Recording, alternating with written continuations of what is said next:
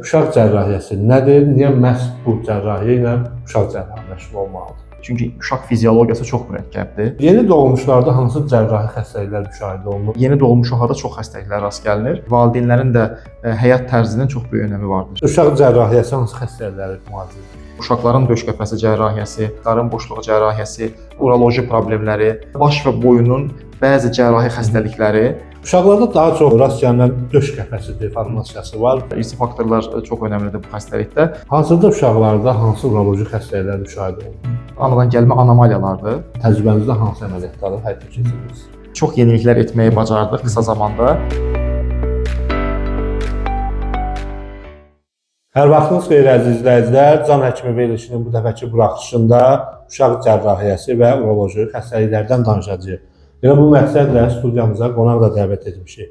Qonağımız Sumqayıt Tibb Mərkəzinin tabeliyində fəaliyyət göstərən Perinatal Mərkəzin uzman uşaq cərrahı Araz doktor Hüseynovdur. Doktor, xoş gördük. Xoş gördük, salam. Doktor, belə bir söz var, uşağın bədəni böyüyün bədəninin kiçilmiş forması deyil. Ümumiyyətlə, uşaq cərrahiyyəsi nədir? Niyə məhz bu cərrahiyyə ilə uşaq cərrahı məşğul olmalıdır? Öncəliklə dəvətə görə təşəkkür edirəm. İnşallah düşünürəm ki, izləyicilərimiz üçün bilgiləndirici və maraqlı söhbətimiz baş tutacaqdır. Bəli, haqlısınız. Uşaqların vücudu, bədəni böyüklərin kiçildilmiş bir forması deyil. Çünki uşaq fiziologiyası çox mürəkkəbdir. Yəni yeni doğulmuş dönəmindən tutmuş 18 yaşına qədər olan uşaqlar, hansı ki bizim məşğul olduğumuz sahədir, hər bir yaşın özünə görə xüsusiyyətləri, öz fiziologiyası var. Bu sadəcə fiziologiyasında deyil, həmçinin xəstəliklərin gedişatında, eyni adlı xəstəliklərin fərqli yaşlarda rast gəlinmə xarakterində və bunların müalicəsində böyük fərqlər var. Özəlliklə, məsələn, yeni doğulmuş dönəmində uşaqları qeyd edə bilərəm ki, özəlliklə digər yaş qruplarından daha çox fərqlənir. Onların xəstəliklərinin tipləri də fərqlidir, yanaşmaları da fərqlidir. O yüzdəndir ki, yeni doğulmuşlar uşaq xəstəliklərinin içində bir bölüm kimi ayrılmışdır. Ayrılmışdır və ayrı bir xətt olaraq, ayrı bir yan dal olaraq belə desək, fəaliyyət göstərən onun özünün mütəxəssisləri olur. Yəni qısacası həqiqətən böyüklərin kiçildilmiş forması kimi düşünməyimiz doğru deyil uşaqları. Doktor, yeni doğulmuşlarda hansı cərrahi xəstəliklər müşahidə olunur və səbəbləri hansılardır? Yeni doğulmuş patologiyaları, cərrahi xəstələri çox aktualdır. İndiki dönəmdə özəlliklə aktualdır. Çünki indiki dönəmdə keçmişə nəzərən hamiləliklərin, ağır hamiləliklərin sürdürülməsi, uşaqların dünyaya gətirilməsi şansları daha çox olduğuna görə və yeni doğulmuş uşaqların əvvəlki illərlə müqayisədə daha çox olması səbəbilə xəstəliklərin görülmə riskləri də artır. Eyni zamanda anaların çətin hamiləliklər dönəmində keçirmiş olduğu bir çox xəstəliklərin müalicəsində istifadə olunan hormonal dərmanlar və ya başqa faktorların təsirindən çevrə faktorları olsun, modern indiki dövrdə siqaretin çox məruziyyətinin artması, şüalanmanın, çevrə mühitin, təbiətin çirklənməsi, bunların hamısının etkisindən yeni doğulmuş uşaqlarda çox xəstəliklər rast gəlinir.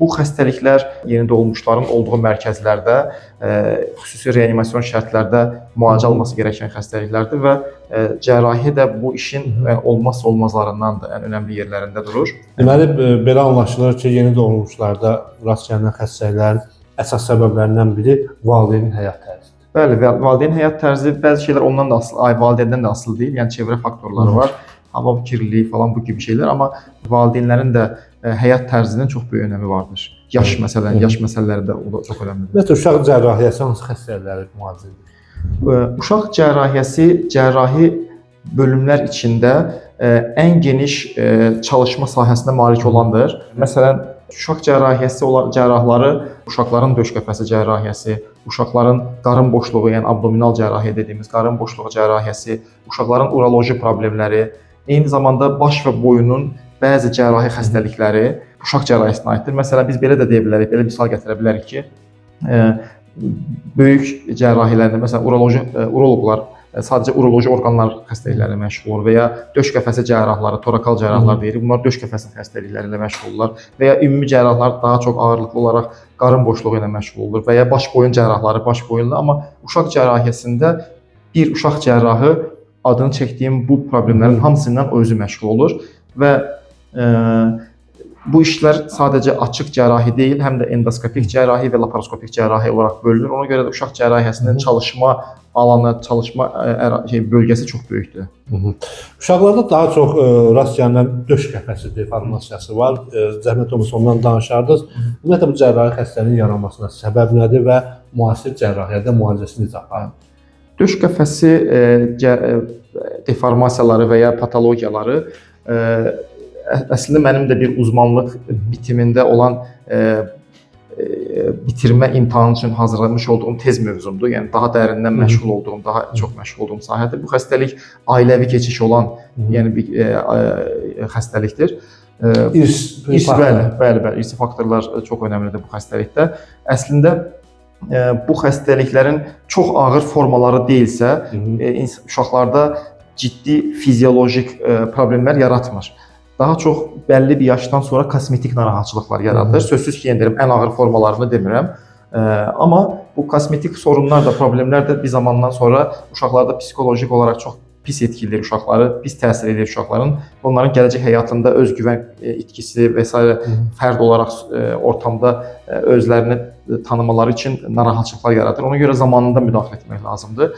Hətta biz bu mövzuda öz xəstəxanamızda da Sumqayıt şəhərində pediatrlara bir toplantıda keçirdik bu döş qəfəsi deformasiyalarla ilgili və gözləmlərimiz bunu göstərdi ki, bu cür xəstəliklər əslində bizdə də çoxdur. Yəni təhsil aldığımız Türkiyədən də müqayisədə yəni aşağı-yuxarı eynidir. Xəstələr çoxdur, lakin yanlış yönləndirmələrlə bu xəstələr ixtisas olaraq aid olmayan həkimlərə gedirlər. Məsələn, belə deyək, bu işlərlə travmatoloqların məşğul olması və ya pediatrların və ya fizioterapevtlərin məşğul olması doğru deyil, amma yanlışlıqla oralara göndərilir və zaman itkisi olur. Fəsad nə olur? Yəni yanlış. Fəsad olur ki, daha erkən dövrlərdə daha sadə müalicə metodları ilə, məsələn, korsetlərlə, vakuum müalicələrlə, sadə müalicə metodları ilə müalicə ola biləcəyi halda artıq yaş keçdikdən sonra sümükləşmə başladıqdan sonra, sümüklər sərtləşdikdən sonra artıq ona müdaxilə çətinləşir və mütləq cərrahi məsələlər ortaya girir, cərrahi müdaxilələr. Ona görə zamanında bu problemlərlə uşaq cərrahinə müraciət etmək lazımdır. Danışdıqlarınızdan belə anlaşılır ki, uşaq cərrahiyyəsi yetkin cərrahiyyədən daha çox fərqlənir. Bəli, əlbəttə ki, belədir. Zaten təhsil müddətləri də olsun, yanaşmaları da olsun fərqlidir, bəli. Araz doktor, siz həm də bir uroloqsunuz. Bəli. Hazırda uşaqlarda hansı uroloji xəstəliklər müşahidə olunur?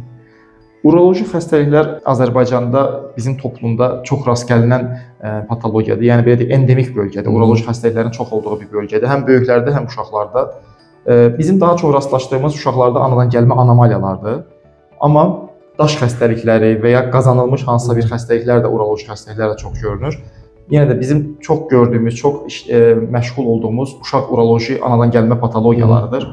Bunlar böyrəklərdə genişlənmələr, böyrək çıxışında darlıqlar və ya reflüks dediyimiz xəstəliklər, hansı ki, tez-tez sidik yol infeksiyalarına səbəb olur. Bizim toplumda da daha çox gördüyümüz patologiyalardan biridir. Yəni bu tip xəstəliklər olur. Bir sıra başqa anomaliyalar da var, hansı ki, biz məşğul oluruq və bunların bir çoxu həm endoskopik, həm açıq yöntəmlərlə müalicə olunur, əməliyyat olunur. Mərkəzimizdə də bu əməliyyatları icra edirik. Doktor, bununla yanaşı uşaqlarda xaya emməməsi problemləri də geniş yayılıb. Buna səbəb nədir və müalicəsi necə aparılır? Əslində yaxşı yer vurğuladınız. Xaya emməməsi xəstəlikləri, problemləri köhnə zamanlarda da həmişə eyni dərəcədə olmuşdu. Amma son zamanlar artma səbəblərindən birisi, əslində bir çox səbəb var. Bunlardan birisi xəstələrin həkimlərə müraciətinin, yəni gəlib çatmasının, həkimləri görməsinin şanslarının artmasıdır birisi. Əvvəllər o qədər də, yəni icbari tibbi sığortanın tətbiqinə qədər həkimlərə, xəstələrin həkimə, necə türklər demiş, ulaşması, gəlməsi, tapması. İndi daha çox əlçatan. Bəli, daha əlçatan olmağa başlayıb. İndi o üstünlüklərindən birisi odur, səbəblərindən birisi odur ki, əvvəllər ailələrin bilmədiyi, bəlkə də var olub, amma heç vaxt bilmədiyi, həkimə müraciət etmədiyi üçün bilmədiyi xəstəlikləri indi bilə bilir həkimə müraciət edincə. İkinci səbəblərdən biri isə hamiləlik dövründə anaların keçirmiş olduğu xəstəliklər, bundan əlavə süni mayalanmaların artması, hormonal bir çox müalicələrin artması uşaqlarda, doğulacaq olan uşaqlarda cinsi orqanların patologiyaları eyni zamanda da xayanın enməməsi kimi problemlərin daha çox görülməsinə səbəb olur. O yüzden indiki dönemdə çox rast gəlirik bəli belə problemlər. Süni mayınlamaların da Təsiri var, bəli. Daha çox onlarda rast gəlirmi, yoxsa belə bir statistika var mı? Onların da müəyyən qədər rolu var. Elə bir statistika doğrusu rastıma çıxmayıb, görməmişik. Amma yəni araşdırmalar göstərir ki, bu cür müalicə metodlarının da yeni doğulmuş uşaqlara təsir, yəni xaya enməməsi problemlərinin görülməsinə səbəbi çox olur. Doktor, təcrübəniz nədir? Daha çox hansı xəstəliklərlə bağlı müraciət edirlər? Hər bir bölgənin və ya dünyanın müxtəlif bölgələrində, müxtəlif kontinentlərdə hər yerdə fərqli, yəni o toplumun genetik xüsusiyyətləri, həyat tərzindən asılı olaraq fərqli xəstəlik statistikaları var. Bizim bölgə olaraq əslində çox dərin bir statistik araşdırmalar çox aparılmır bu mövzuda, amma bizim gözləmlərimiz onu göstərir ki, uroloji patologiyalar, özəlliklə dediyim kimi anomaliyalar olsun, daş xəstəlikləri olsun, qazanılmış uroloji xəstəliklər sanki biraz daha çox rast gəlinir digər xəstəliklərlə müqayisədə. Sumqayıt Tibb Mərkəzində uşaq cərrahiyyəsi ilə bağlı hansı unikal əməliyyatlar həyata keçirir və təcrübənizdə hansı əməliyyatları həyata keçirirsiniz? Biz artıq bir il yarımdır perinatal mərkəzdə fəaliyyət göstəririk və bu müddətdə doğrusu biraz təvazökarlıqdan uzaq olsa da çox yeniliklər etməyi bacardıq qısa zamanda. Uşaq cərrahiyyəsinin ən unikal, ən ağır əməliyyatları, burada özəlliklə yeni doğulmuşlar üzərində olan əməliyyatlar və endoskopik əməliyyatlar, laparoskopik əməliyyatların hamısının təməlini qoyduq, başlatdıq. Özəlliklə ölüm faizi çox yüksək olan yeni doğulmuşlarda görülən qida borusunun atreziyası dediyimiz anadan gəlmə qida borusunun olmaması kimi xəstəliklər, bir neçə xəstəmiz burada bizim klinikamızda yüksək səviyyədə əməliyyat oldu, yeni doğulmuşlar bölümündə yatdı, müalicə oldu, getdi və kontrollərə gəlirlər, hər şey qaydasında, şükürlər olsun. İkinci, başqa bir qrup olaraq, məsələn, anal atreziyalar dediyimiz bağırsağın çıxış qisminin, son qismlərinin anadan gəlmə inkişaf etməməsi, olmaması kimi olan ciddi bir patologiyalardır. Bunların bir çox bu cür xəstələr müalicəsini aldı, getdi. Yeni doğulmuşlarda bir sıra başqa xəstəliklər də var. Yəni ağır cərrahi patologiyalardır, hansı ki buna cərrahi bacarıq deyil. Həmçinin yüksək anestezioloji xidmət, reanimasiya xidməti, yeni doğulmuş xidməti, personalın yüksək keyfiyyətinin olmağı çox önəmlidir və bu işləri organizə edib qura bildik, yüksək nəticələr əldə etdik. Bunun yanında laparoskopik dediyimiz qapalı cərrahi əməliyyatlar, zamanında icra edilməyən əməliyyatları artıq uşaqlarda bütün laparoskopik, ən ağır laparoskopik əməliyyatları icra etmə imkanımız var. Bunlar sadəcə cərrahın texniki bacarıqlarından deyil, həmçinin rəhbərin də təmin etdiyi ləvazimatlar, texniki avadanlıqlar, hansı ki bunlar bu işin olmazsa olmazlarıdır. Onların sayəsində bu işlər quruldu və yüksək səviyyədə icra edirik indi də. Təkcə sizlərə Sumqayıtdan deyil, regionlardan da müraciət olunur. Yəni ki, bu regionlardan da müraciətlər az deyil, onların da üzərində əməliyyatlar aparılır. Bəli, bəli.